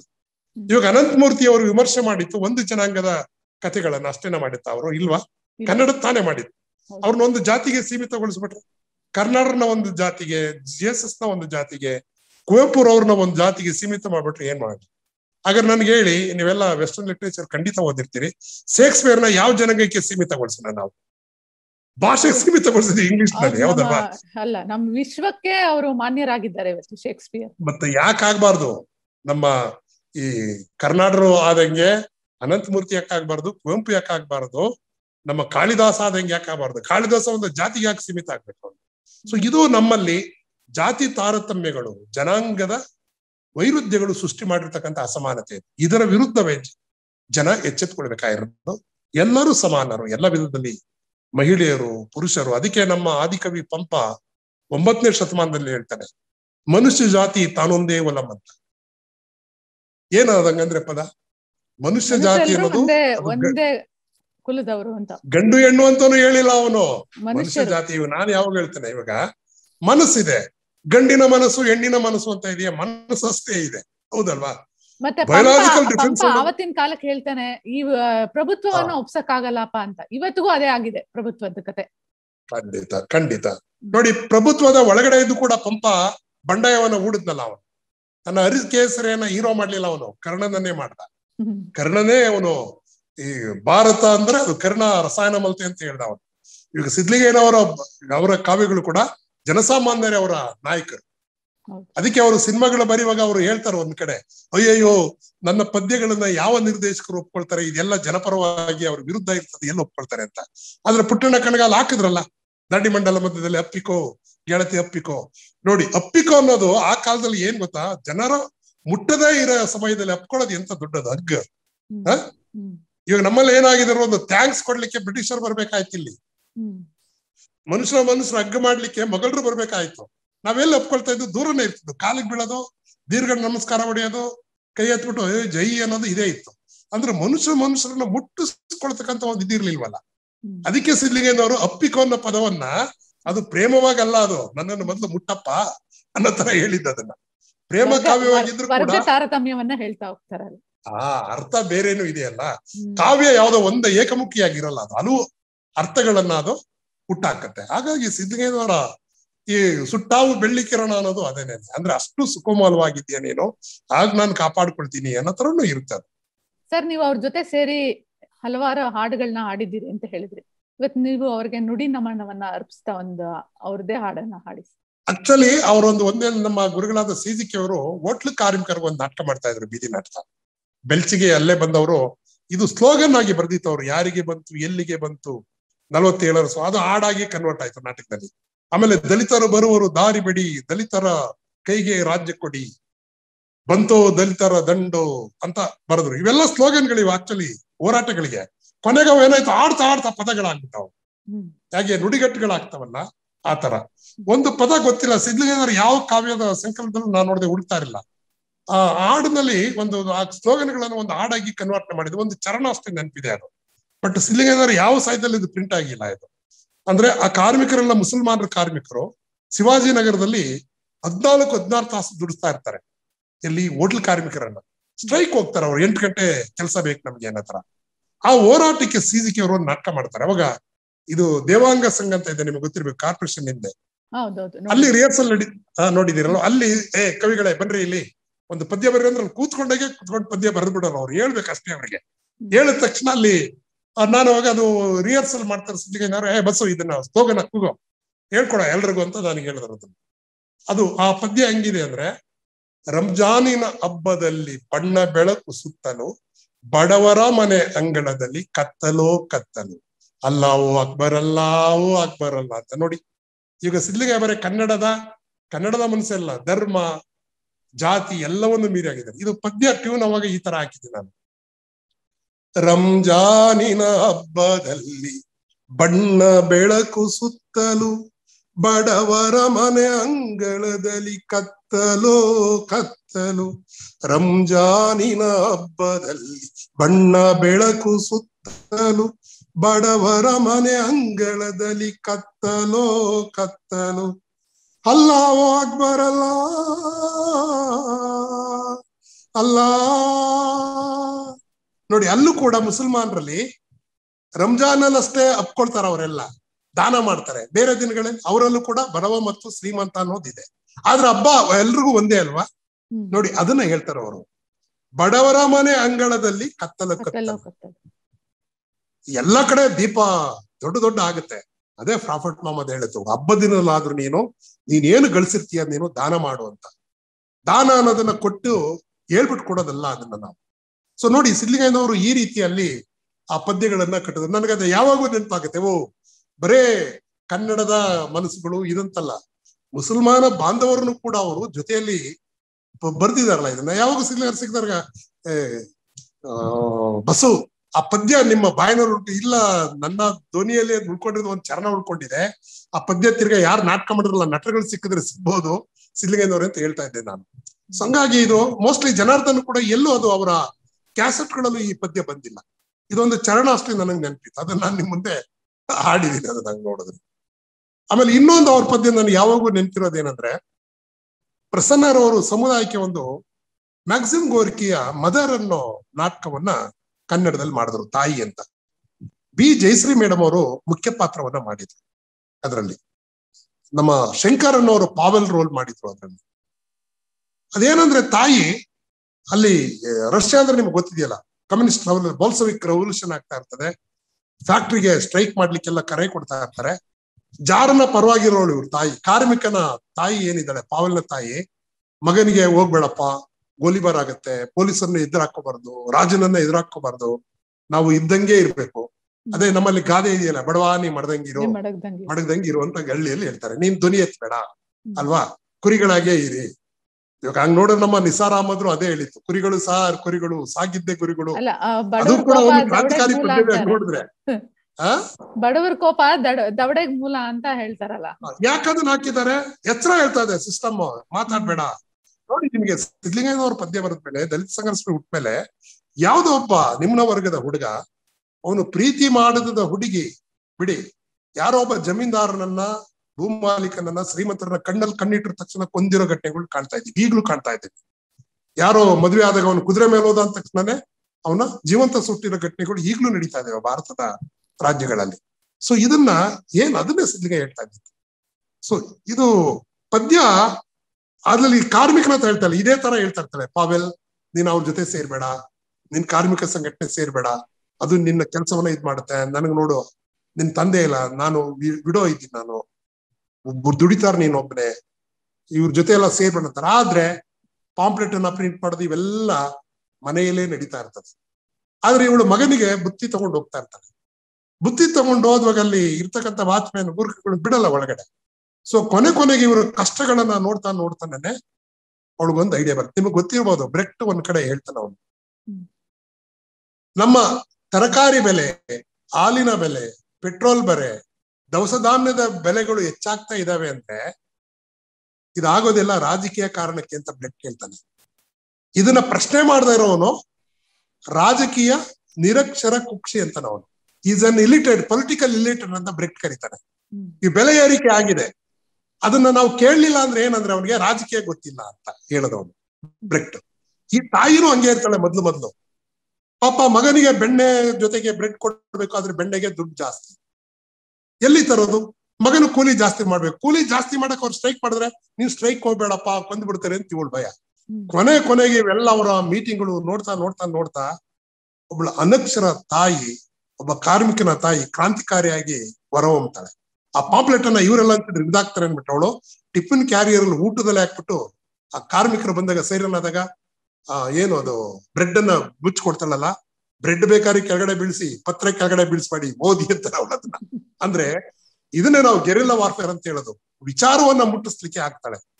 ಕೊನೆಗೆ ಅದು ಗೊತ್ತಾಗ್ಬಿಡತ್ತೆ. ಗೊತ್ತಾದಾಗ ಗೋಲಿಬಾರ್ ಎಲ್ಲ ಆಗ್ತದೆ. ರ್ಯಾಲಿ ನಡೀತಾ ಇರ್ಬೇಕಾದ್ರೆ ಇದು ಜಾರ್ನ ಏನು ಮಿಲಿಟರಿ ಅವರು ಇದ್ ಮಾಡಿದಾಗ ಮುಂದೆ ಮಗ ನಿಂತಿರ್ತಾನೆ ಫ್ಲಾಗ್ ಇಟ್ಕೊಂಡು. ಆ ಫ್ಲಾಗ್ ಇನ್ನೇನು ಬೀಳ್ತದೆ, ಬೀಳುವಾಗ ತಾಯಿ ಹೋಗಿ ಇಟ್ಕೊಳ್ತಾಳ. ಅಂದ್ರೆ ಏನು ತಾಯಿ ನಾಟಕದಲ್ಲಿ ಹೇಳೋದಂದ್ರೆ, ಯುವಕರು ಕ್ರಾಂತಿಯ ಮುಂಚೂಣಿಯಲ್ಲಿದ್ರು, ಹಿರಿಯರು ಅವರ ವಿರುದ್ಧವಾಗಿದ್ರು ಎಲ್ಲಾರು. ಆದ್ರೆ ಕೊನೆಗೆ ಅದೇನಾಗುತ್ತೆ, ಹಿರಿಯರು ಕೂಡ ರಾಜಕೀಯ ಪಡ್ಕೊಂಡು ಫ್ಲಾಗ್ ಅನ್ನ ಹಿಡಿಬೇಕಾಯ್ತದ. ತಾಯಿ ಏನು ಇಲ್ಲದೆ ಇರೋಳು ಆ ರ್ಯಾಲಿಯನ್ನ ಲೀಡ್ ಮಾಡ್ತಾಳೆ. ನನಗೀಗ್ಲೂ ನಾನು ಕಲಾಕ್ಷೇತ್ರದ ಬಾಲ್ಕಾನಿಯಲ್ಲಿ ನೋಡಿದ್ದು, ನಾನು ಜಯಶ್ರೀರಾಮ ನದಿದು ಆ ಫ್ಲಾಗ್ ಬೀಳುವಾಗ ಇಟ್ಕೊಳ್ತಾರೆ, ಮಗ ಸತ್ತಿರ್ತಾನೆ, ಫ್ಲಾಗ್ ಅನ್ನ ಕೆಳಗಡೆ ಬೀಳಲ್ಲ. ಅವಾಗ ಸಿದ್ಲಿಂಗಯ್ಯನವರು ಈ ಪದ್ಯವನ್ನ ಬರೀತಾರೆ. ಅದು ಏನಂದ್ರೆ, ಓ ಗೆಳತಿ ಲಾಸೋವ ನಿನ್ನ ಮಗನ ಕೊಂದರು, ಆ ಹೋರಾಟದ ಜೀವಿಯನ್ನ ಶ್ರಮ ಜೀವಿಯ ಬಂಧುವನ್ ನಿನ್ನ ಮಗನ ಕೊಂದರು, ಆ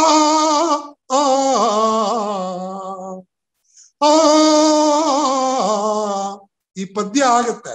ಕೊನೆಗೆ ಮುಗಿದ್ರೊಳಗೆ ಆಡಿಯನ್ಸ್ ಹಾಡೋದು ಶುರು ಆಗ್ತಾರೆ. ಅಂದ್ರೆ ಒಂದು ವಿಚಾರ ಕ್ರಾಂತಿ ಹಬ್ಬೋದೇ ಹೀಗೆ.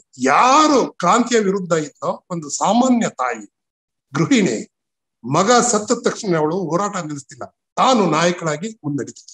ನೋಡಿ, ಒಂದು ಮ್ಯಾಕ್ಸಿಮಮ್ ಗೋರಿಕೆಯ ನಾಟಕ ಕನ್ನಡದಲ್ಲಿ ಜಯಶ್ರೀ ಮಾಡಾದ್ಮೇಲೆ, ನಾನು ಅವಾಗ BA ಓದ್ತಾ ಇದ್ದೆ, ಫಸ್ಟ್ BA ನಲ್ಲಿ. ಆ ನಾಟಕ ನೋಡಾದ್ಮೇಲೆ ಸಮುದಾಯ ಸಂಘಟನೆ ಸೇರಿದವ್ ನಾನು. ಸಿದ್ಲಿಂಗಯ್ಯನವರು ಹೇಳಿದ್ರು, ಆ ಪದ್ಯಗಳು ಈಗಲೂ ಜನಾರ್ದನ್ ಅದು ಹಾಡ್ತಾನೆ ಇದೆ, ಕಂಚಿನ ಕಂಠದಿಂದ ಹಾಡ್ತಾನೆ ಅದನ್ನು. ಆ ದೃಶ್ಯ ನಮ್ಮ ಕಣ್ಮುಂದೆ, ದೃಶ್ಯ ನನ್ನ ಕಣ್ಮುಂದೆ ಬಂದ್ಬಿಡುತ್ತೆ. ಆ ತರದ ಪದ್ಯಗಳು ಸಿದ್ಲಿಂಗಯ್ಯನವರು ಬಂದಿದ್ರು. ಅದಕ್ಕೆ ಅದನ್ನ ಹೋರಾಟದ ಹಾಡುಗಳು ಅಂತ ಕರೆದಿತ್ತು ಅದನ್ನ. ಅದೀಗ ಜನಪದ ಗೀತೆಗಳಾಗಿದ್ದಾವೆ. ಆಮೇಲೆ ಇನ್ನೂ ಒಂದಿದೆ, ನಾವೆಲ್ಲ ಅದು ಸಮುದಾಯ ಜಾತದಲ್ಲಿ ಅವ್ರು ಹೇಳ್ತಾರ, ಇಕ್ರಲ್ಲ ಓದಿರ್ಲ ಅದು ಬಿಡಿ, ಅದನ್ನ ರಾಪ್ ನಲ್ಲಿ ಆಡಿದ್ರೆ ಹೆಂಗಾಗುತ್ತೆ, ತಮಾಷೆನೂ ಮಾಡ್ತಿದ್ ನಾವು. ಇಕ್ರಲ್ಲ ಓದಿರ್ಲ ಈ ನನ್ ಮಕ್ಳು ಚರ್ಮ ಹೆಬ್ರಲ್ ತಮಾಷೆನೂ ಮಾಡೋ. ಅಂದ್ರೆ ನಿಮಗೆ ಬ್ರೆತ್ಲೆಸ್ ಆಡ್ಬೇಕಾದ್ರೆ ನಿನ್ನೆ ದಿನ ನಾನು ಜನ ಹೆಂಗ ಆಡ್ತೀರಿ? ಸೊ ಜನಪದದ ಮಟ್ಟಗಳಿಗೆ ಅದಿದಾದ ಮಟ್ಟಿರ್ತದೆ. ಹಸುವಿನಿಂದ ಸತ್ತೋರು, ಸೈಜುಗಲ್ಲ ಹೊತ್ತರು ಖುಷಿಯಿಂದ ಆಡಕ್ ಆಗಲ್ಲ. ಅದು ಆಡುವಂತ ನಿಮ್ಮ ಒಡಲಾಳದ ಒಂದು ನೋವಿನ ಧ್ವನಿ, ಆ ಸ್ಪರ್ಶ ಅದಕ್ಕೆ ಬೇಕಾಗತ್ತೆ. ಅದನ್ನೇ ನಾವು ಆಲಾಪನ ಅಂತೀವಿ ಹಿಂದೂಸ್ತಾನಿಯಲ್ಲಿ. ಜನಪದರು ಎಲ್ಲಿ ಹಿಂದೂಸ್ತಾನಿ ಕಲೀಲಿಕ್ಕಾಗತ್ತೆ ಆಲಾಪನ ಮಾಡ್ಲಿಕ್ಕೆ ಅಲ್ವಾ? ಈಗ ನಮ್ಮಲ್ಲಿ ಏನು ಕುಮಾರ್ ಗಂಧರ್ವ ಇದೆಯಲ್ಲ, ಅವರು ಕಬೀರ್ ಒಂದು ದೋಹೆಯನ್ನ ಉಡು ಜಾಯಗ ಹಂಸ ಹಂಸ ಅಂತ ಬಿಟ್ಟು ಬಿಟ್ಟು ಬಿಟ್ಟು ಹೇಳಿತಾರೆ ಒಂದು ಆಲಾಪವನ್ನ. ಆ ಹಂಸ ಹೇಳ್ತಾ ಇರೋದು ತನ್ನ ದೇಹದಲ್ಲಿರೋ ಜೀವ ಬಿಟ್ಟೋಗೋದ್ರ ಬಗ್ಗೆ ಹೇಳ್ತಾ ಇರ್ತಾರೆ ಅದನ್ನ. ಅದೇ ಕನ್ನಡದಲ್ಲಿ ನಾವು ಪಿಚ್ಚಳ್ಳಿ ಶ್ರೀನಿವಾಸ ಯಾವಾಗ ಹೇಳ್ತಾನೆ, ತನುವನ್ನೊಳಗೆ ಅನುದಿನವಿತ್ತು ಎನ್ನ ಮನಕ್ಕೆ ಒಂದು ಮಾತಾ ಹೇಳದೆ ಹೋದೆ ಹಂಸ ಅನ್ನೋ ತರ. ಅಂದ್ರೆ ಜೀವ ನಮ್ಮ ದೇಹದಲ್ಲೇ ಇರುತ್ತೆ, ಆದ್ರೆ ಅದು ಬಿಟ್ಟು ಹೋಗುವಾಗ ದೇಹಕ್ಕೆ ಹೇಳಿರೋದು ಈ ಫಿಲಾಸಫಿ ಆಗಿದೆ. ಆದ್ರೆ ಇನ್ನೊಂದು ನಾನು ನೋಡಿತ್ತು, ಸಿದ್ಧಲಿಂಗಯ್ಯನವರು ಈಗಾಗ್ಲೇ ತಮ್ಮ ಚಮರ ಗೀತೆಯನ್ನ ಅವರೇ ಬರ್ಕೊಂಡಿದ್ರು. ನಾನು ಸತ್ತಾಗ ನೀವೆಲ್ಲ ಶ್ರದ್ಧಾಂಜಲಿ ಐತಿರಿ, ಊರ್ ಕೊಡ್ತೀರಿ, ಈಗ್ಲೇ ಯಾಕೆ ನನ್ನ ಯೋಗೋತ್ಸವ ವಿಚಾರಿಸಬಾರ್ದು ಅನ್ನೋ ತರ ನೋಡಿ ಅವರ ಸಾವನ್ನ ಅವರು ಮೊದಲೇ ಮುಂಗಾಣಿದ್ರು ಅಂತ ಕಾಣುತ್ತೆ. ಸತ್ತಾಗೆಲ್ಲ ನೋಡಿ ನಾವು ಹೊಗಳ್ತೀವಲ್ವಾ, ಆದ್ರೆ ಅವರು ಬದುಕಿರುವಾಗ ದೂರ ಆಗ್ಬಿಟ್ಟಿರ್ತೀವಿ ನಾವು ಯಾವ್ದಾವ್ದೋ ಕಾರಣಕ್ಕೆ. ಐಡಿಯಾಲಜಿ ಡಿಫ್ರೆನ್ಸೇಷನ್, ಪೊಲಿಟಿಕಲ್ ಡಿಫ್ರೆನ್ಸೇಷನ್, ಅವರ ವ್ಯಕ್ತಿತ್ವಲಾಗಿರೋ ಬದಲಾವಣೆಗಳು ಇವೆಲ್ಲ ಆದ್ರೂ ಕೂಡ ನಮ್ಮ ಭಾರತದ ಸಂಸ್ಕೃತಿ, ಕನ್ನಡ ಸಂಸ್ಕೃತಿ ಹೆಂಗಂದ್ರೆ ಅವ್ರು ಏನಾದ್ರೂ ವ್ಯಕ್ತಿಗತವಾಗಿ ಅಂತಲ್ಲ, ಅವನು ಏನು ಬದುಕಿ ಬಾಳದ ಬರ್ದಿದ್ದಾನೆ ಅದು ಉಳಿತದ, ಕೊಂಡಿದ ಕಾವ್ಯವೇ ಉಳಿತದ ಆ ರೀತಿ. ಹಂಗಾಗಿ ನಾವು ನಮ್ಮ ಎಲ್ಲಾ ಮಹಾಕಾವ್ಯಗಳಲ್ಲಿ ಏನು ಮೌಲ್ಯಗಳಿದಾವೆ, ಜನಪರ ಜೀವಪರ ಮೌಲ್ಯಗಳು, ಅದು ಪುರಾಣದಿಂದ ತಗೊಳ್ತೀವೋ, ಜನಪದದಿಂದ ತಗೊಳ್ತೀವೋ, ಆಧುನಿಕ ಯುಗದಿಂದ ತಗೊಳ್ತೀವೋ, ಒಂದು ಮನುಷ್ಯತ್ವವನ್ನ ಮನುಷ್ಯ ನಾವೆಲ್ಲ ಒಂದು ಈ ಲಿಂಗ ತಾರತಮ್ಯವನ್ನ ನಾವೆಲ್ಲ ಈ ವಿಶ್ವದ ಒಂದು ಕುಟುಂಬದವರು ಅನ್ನೋ ಒಂದು ಆಶಯ ಇದೆಯಲ್ಲ, ಅದು ಬರೇ ಬಾಯಿ ಮಾತು ಆಗ್ಬಾರ್ದು, ಅದು ನಡೆ ನುಡಿಯಲ್ಲಿ ನಡಿಬೇಕಾಗತ್ತದು, ಆಚರಿಸ್ಬೇಕಾಗತ್ತೆ. ಸೊ ಇದು ಸಿದ್ಧಲಿಂಗಯ್ಯನವರು ಖಂಡಿತ ಅವರ ಕಾವ್ಯ ಈ ರೀತಿ ಒಂದು ಜನರೇಷನ್ ಅನ್ನೇ, ಒಂದು ಕತ್ತಲಿದ್ದಂತ ಒಂದು ಜನಾಂಗಕ್ಕೆ ಒಂದು ಬೆಳಕಾಗಿ ಅವರು ಪ್ರಜ್ವಲಮಾನವಾಗಿ ಬೆಳಗಿದ್ದಾರೆ.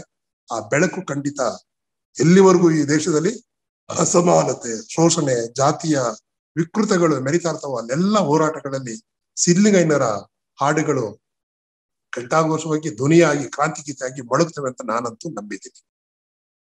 ಕವಿಯ ಮೌಲ್ಯಗಳನ್ನ ಸರ್ಕಾರಗಳು ಅಥವಾ ಪ್ರಭುತ್ವಗಳು ಹೈಜಾಕ್ ಮಾಡಕ್ಕೆ ಬಿಡಬಾರ್ದು. ಅದ್ರ ಕಾಳಜಿ ನಾವೆಲ್ಲರೂ ವಹಿಸ್ಬೇಕು. ಮುಂದಿನ ದಿನಗಳಾದ್ರೂ ಈ ನಿಟ್ಟಿನಲ್ಲಿ ನಾವೆಲ್ಲ ಜನಸಾಮಾನ್ಯರು ಸೇರಿದಂತೆ ಅವ್ರನ್ನ ಉಳಿಸ್ಬೇಕು. ಯಾವ ರೀತಿ ಉಳಿಸ್ಬೇಕು ಅನ್ನೋದನ್ನ ನೀವು ಹೇಳಿದ್ದೀರಾ ಇವತ್ತು. ಅವರ ಚಿಂತನೆಗಳು, ಅವ್ರ ಆಶಯಗಳೇನಿತ್ತು, ಮಹಿಳೆಯರಿಗೆ ಶಿಕ್ಷಣ ಕೊಡೋದು, ಈ ತರ ಆಶಯಗಳು, ಬೇರೆ ಬೇರೆ ಉನ್ನತ ಆಶಯಗಳ ಮೂಲಕ ಅವ್ರನ್ನ ಉಳಿಸಿ ಅವ್ರ ಮೂಲಕ ಇನ್ನೊಬ್ರು ಬೆಳಕನ್ನ ಕಂಡ್ಕೋಬೇಕು ಅನ್ನೋ ನಿಟ್ಟಿನಲ್ಲಿ ನೀವು ಇವತ್ತು ವಿಚಾರ ಮಾಡಿದ್ದೀರಾ. ನಿಮ್ಮೆಲ್ಲ ಚಿಂತನ ಮಂಥನಕ್ಕೆ ಧನ್ಯವಾದಗಳು ಸರ್. ಮುಂದಿನ ದಿನಗಳಲ್ಲಿ ಮತ್ತಷ್ಟು ವಿಚಾರಗಳನ್ನ ನಿಮ್ ಜೊತೆ ಮಾತಾಡ್ತಾ ಇರ್ತೀನಿ. ಇವತ್ತು ಖಂಡಿತ ನಿಮ್ಮ ಏನು ಈ ಚಾನಲ್ ತುಂಬಾ ಜನ ಸಬ್ಸ್ಕ್ರೈಬ್ ಆಗ್ಲಿ, ಕನ್ನಡಿಗರ ಮನೆ ಮನೆ ಮುಟ್ಲಿ, ಇದು ಒಂದು ಅವಕಾಶವನ್ನ ಏನು ಹಿರಿ ಕವಿಗಳಿಗೆ ಒಂದು ನುಡಿ ನಮನವನ್ನ ಈ ರೀತಿ ನಾನು ಸಲ್ಲಿಸಲಿಕ್ಕೆ ಅವಕಾಶವನ್ನ, ವೇದಿಕೆಯನ್ನು ಸೃಷ್ಟಿ ಮಾಡಿದಿರಿ. ನಿಮ್ಗುನು ನಿಮ್ಮ ಚಾನೆಲ್ಗೂ ನಾನು ವೈಯಕ್ತಿಕವಾಗಿ ರಂಗಭೂಮಿಯ ಒಬ್ಬ ಕಲಾವಿದನಾಗಿ ನಿಮ್ಗೂ ಕೂಡ ನಾನು ಧನ್ಯವಾದನ ಸಲ್ಲಿಸ್ತೇನೆ. ನಾವು ಈ ಸಂದರ್ಭದಲ್ಲಿ ಹಿರಿಯ ಕವಿಯ ಅವರ ಆತ್ಮಕ್ಕೆ ಶಾಂತಿ ಸಿಗಲಿ ಅಂತ ನಾವು ಸಹ ಭಗವಂತನಲ್ಲಿ ಪ್ರಾರ್ಥಿಸ್ತೇವೆ ಸರ್. ಖಂಡಿತ ಖಂಡಿತ. ಧನ್ಯವಾದಗಳು. ಧನ್ಯವಾದಗಳು ಸರ್. Thank you.